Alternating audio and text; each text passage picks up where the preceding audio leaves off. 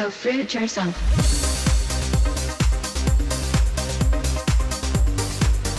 Hey Fruit Bats, it's Brilliant Banana Girl here. Welcome to another episode. Welcome to another week of videos. So I just woke up and I was thinking I want to make a video on binge eating for my Fruit Bats because I know a lot of you out there are suffering from binge eating. You don't know how to overcome it. It's making you really depressed, and I totally understand where you're at because for years and years and years I was in that place, and I can definitely share my story, and I know that you can relate to it because it is a very lonely, scary, shameful, kind of embarrassing place to be, and I want to share more in detail about my own personal story to hopefully inspire you to actually take on this lifestyle because it really works to overcome binge eating so much. It's amazing. And some of you might be like, oh, but you've still got a binge eating problem, you know, you stuff in bananas and you eat too much and blah blah blah. No, eating sufficient amounts of fruit to meet your body's needs. Am I getting fat? No, I'm not getting fat. To meet your body's needs is not binge eating. When you're stuffing in a lot of junk food and non-foods, foods that shouldn't be in the body, and you're feeling depressed and you're wanting to spew it up and those sort of feelings, okay, that is different. That is what I'm talking about. That is full-fledged binge eating. So I've got my banana, we're all carved up, I'm ready to have this conversation with you. So I came to the city from the country as a 16-year-old. I was very naive. I worked at McDonald's for a year and I was obsessed with being skinny at that stage. When I came to the city, I was like, oh my God, look at all the hot chicks. Look at all these skinny chicks. They look so good. I want to be like them. And I was looking in the magazines and I was totally conditioning myself to be skinny, no matter at what cost, okay? So as anyone does who doesn't understand basic nutrition and how the body works, I started to restrict my calories in order to get skinny.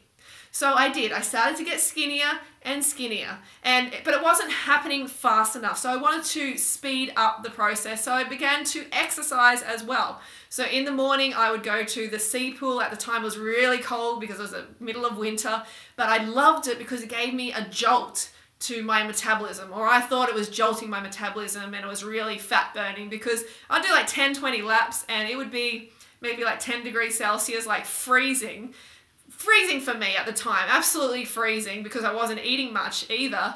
And so I'd get out and that would like rev up the metabolism. So I'd do that in the morning, but then I started to have a walk in the afternoon. I got mum to come on a power walk with me for like an hour, sometimes an hour and a half, and I would do that twice a day. But then I upped it to 2-hour sections, like walks in the afternoon. So I was doing these 2 power walks. I was doing that swim in the morning, and I was eating less than 1,000 calories at that stage. I remember my friend coming over. She was like my big inspiration at that time because she was trying to get skinny as well, and she was skinnier than me, but she was trying to get skinnier and skinnier, and she was counting her calories, and she left her calorie count, like a piece of paper, at my house, and it only had like 500 calories, and I was like, holy shit, she's like my inspiration. How does she eat that little? This is so cool. Oh my God, I have to be that disciplined. I have to be able to do that as well. And she became my skinny inspiration. So I started counting my calories as well, and they were getting less and less and less. I was on about 800 calories. I'd have like a mouthful of cereal in the morning. I'd have like a couple of bites of a chocolate cheese cupcake. I know that sounds rich, but when you have a couple of bites, it doesn't add up to a lot. And then I'd have a couple of bites and maybe some rice at night, having like Thai food, takeaway Thai food. It would add up to probably about 800 calories. So I was really starving myself, and I was really pushing myself when it came to exercise. So you can imagine how ravenous I was. So I was completely ravenous, and I was starving. So this cycle was going on, and I was doing this run every day to the pool. And then I met this guy, okay? We'll call him David. He became my boyfriend for about 5 years at that time, which is a long time. I am surprised that we lasted that long. And at the time I was like, oh my God, you know, this guy likes me. You know, I never had, you know, such attention from a guy that I thought was like really hot. You know, he's tan, he had a good body, he was super confident. He was a bra boy. See, I was living at this place called Maroubra Beach, and the gang around there, the boys gang, was called Bra Boys. It's an interesting name. It was called Bra Boys, but they were the cool kids, and I was like stoked to be part of the cool kids. I was like, yeah, I'm dating a bra boy. So that was all a lot of fun. So we went out like maybe within a day or two of like meeting each other. Like that night, I think we went out with one of his friends. We're in the car. It was like him, me and his friend, like, it's so dangerous thinking back, like, what could have happened, because I didn't even know these guys, but I was young and dumb. I didn't have enough bananas, that's for sure. That's for sure. Didn't have enough glucose going to the brain.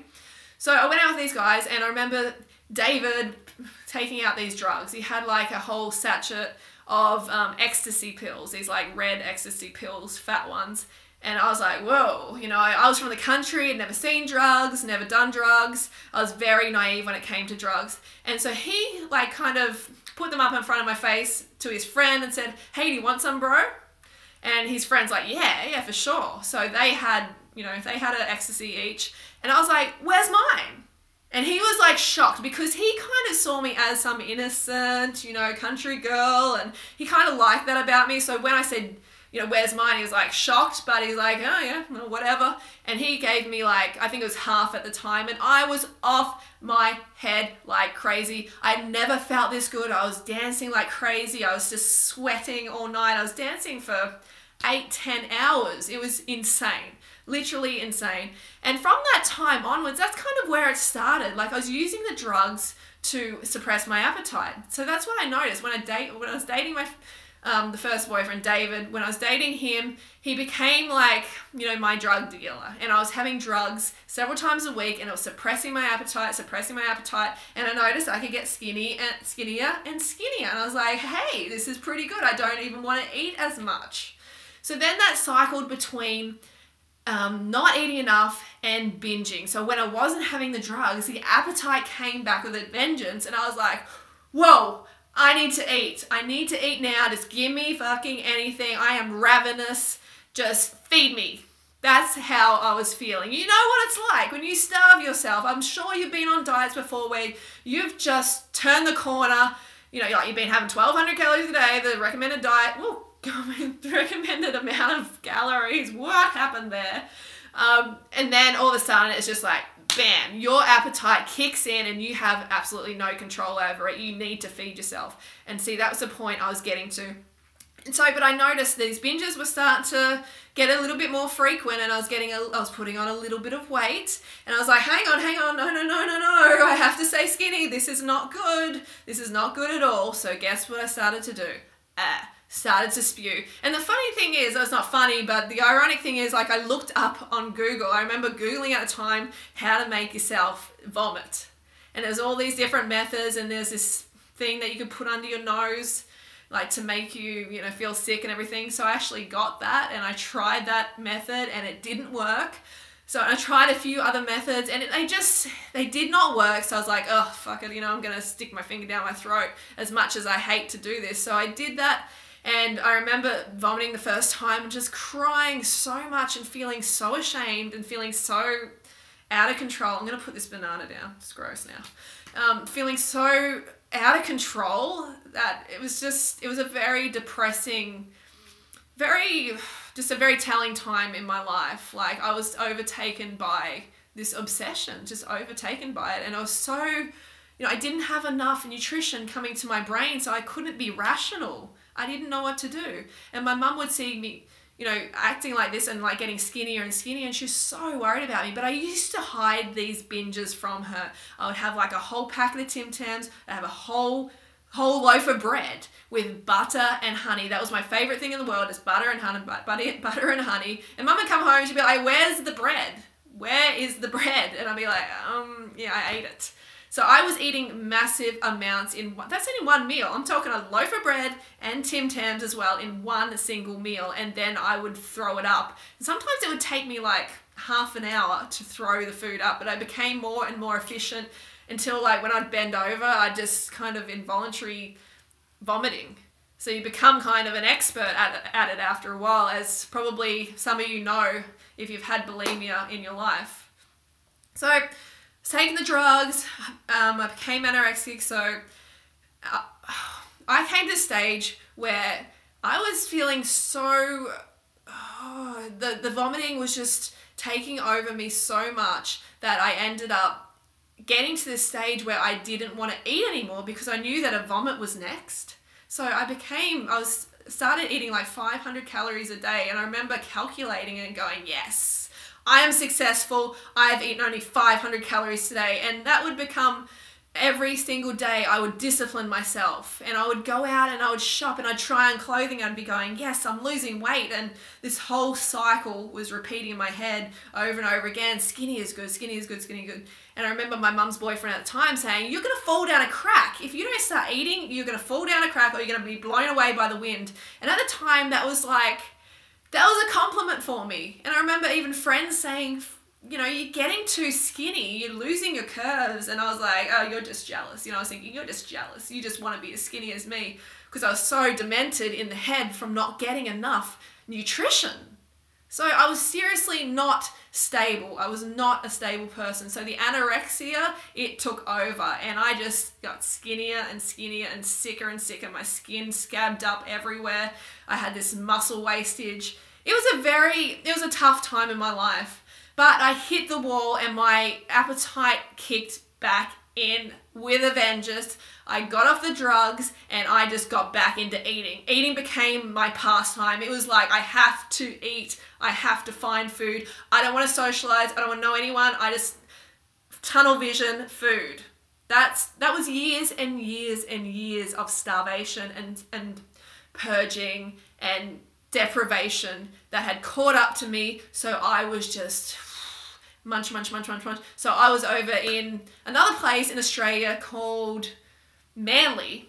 So I was living there by myself, and I was just, my whole life was about binging. And I never felt so out of control in my life.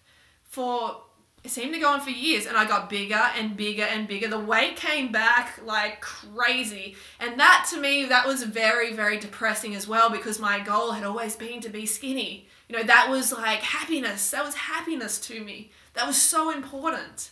When I didn't realize nutrition was important, and just fucking being confident, accepting yourself was what was important. So luckily, I'll move on a bit. Luckily, I came across a yoga teacher who introduced me to raw food, introduced me to a juicer. So I bought this juicer.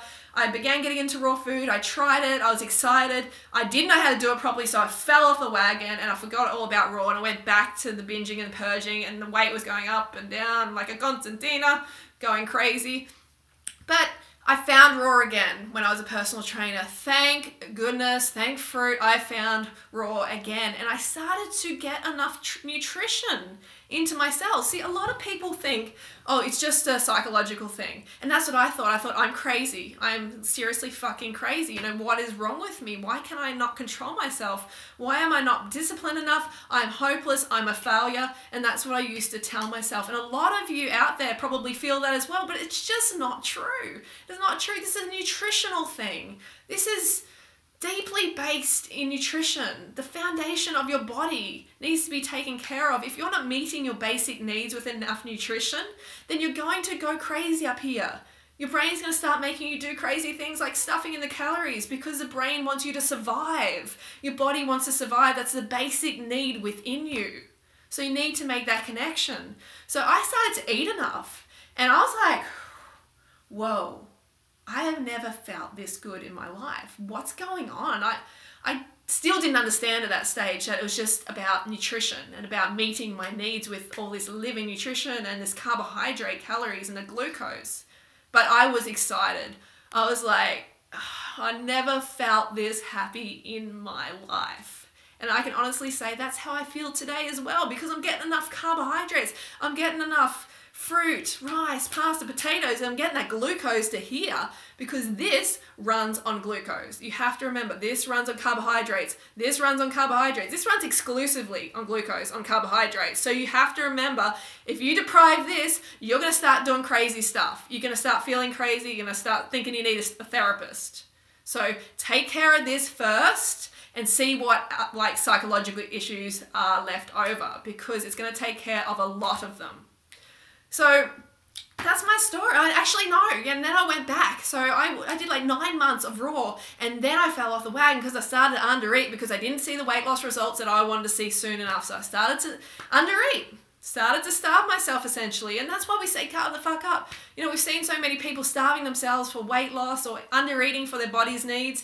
It's not a long-term solution, folks. It is not a long-term solution. So I started to undereat. I went back to high-fat vegan food, and I felt terrible. I would visit every establishment. In one night I visited 3 establishments. I went from place to place to place, and I loaded up at every single place. I smashed it in as much as I could until I was crying, until I was just in the corner freaking like rocking, crying, holding my stomach going, what have I done to myself? I can't live like this anymore. On the verge of suicide, okay? Contemplating suicide is what I did a number of times, which I've talked about in another video. So that's the point where I was getting to. That's it. And so the only thing that I knew to do was to vomit. So that's what I did. I just vomited all up, and I did this for a month. And I haven't told a lot of people that, but it's really important for me to tell you that, because it was such an awful, awful experience. But that was my answer, to feeling fat and to overeating, was to vomit it up. And I just didn't make that nutritional connection that I do now. So I got back on the wagon, been back on the high carb, high calorie vegan wagon ever since. And it is fantastic. So I want you to, I hope this helped. I really hope this helped. I know it's a lot of rambling, a lot of how many? Hang on a second. Oh yeah, it's only 16 minutes. Whoops. Okay, I'm going to wrap it up here. But I just want you to know there is an answer to your binge eating, and you need to realize it's based in the physiological needs, your basic body's needs. You need to remember that. So once you meet those needs on a regular occurrence, then you're going to get the results that you want. You're going to stop this psycho crazy headspace stuff that's been, dominating your life. And you're going to start feeling satisfied after a meal. How good's that? And not like wanting anything else. I never feel like, if I've had enough fruit, if I've had enough pasta, rice, potatoes, I don't feel like anything else. And that's because you're meeting your body's basic needs. And that's because I'm doing that in every single meal that I have. And you can do that too, trust me. So if you've got any questions, leave them in the comments below. If you want to leave your own experience about binging and overcoming on this lifestyle, leave it in the questions below. And I want us to all just get over this together, because it sucks. And I spent 10 years or so of my life binging seriously and being quite a depressed person. So that's it for the video for today. I hope you found it inspiring, and let me know in the comments. And I will see you soon. Don't forget to go fruit or root yourself. And I'll see you soon.